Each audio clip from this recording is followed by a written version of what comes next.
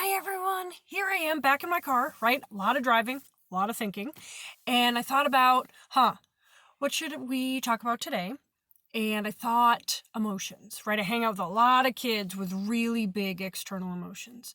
So, right, we want to concentrate on 4. There are only 6 pure emotions, right? Happy, sad, mad, afraid, surprised, and disgust. If you were under 6 or you were having a hard time regulating your emotions, it is best to start with happy, sad, mad, and afraid.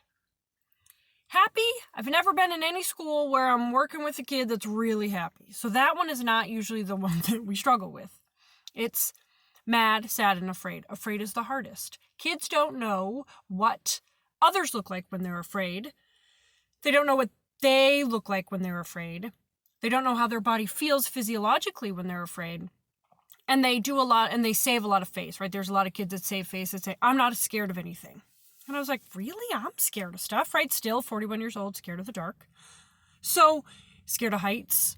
So, figuring out happy, sad, mad, and afraid, really mad, sad, and afraid, right? Figuring out how kids express those.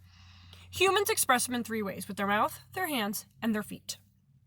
So, we have to teach kids what does their body physiologically feel like, because that is clue 1 that you are going to have a strong emotion, right? When I am mad, I hold a scream right here because I want to scream and I also show it in my hands. So I do this, right? If you see white knuckles or if you see them under my armpits or if you see them or if I'm sitting on them, I'm thinking, ooh, I now talk through my teeth because I am mad in my mouth. But I hold a scream here. I can only hold it now that I'm 41. I couldn't hold it when I was little. I used to scream and say bad words. So, but I know what it feels like. I know physiologically what the scream feels like. I know how my hands get. I know that my hands get cold, my armpits get sweaty. And then if I hold it too long, I cry. But then I cry in anger. But then I'm more mad that you think I'm sad, and I'm not sad. I'm more mad. And then and I'm just figuring that out at 41. So how do we get 4-year-olds to figure it out? How do we get 10-year-olds to figure it out? How do we have 15, 17-year-olds figure it out?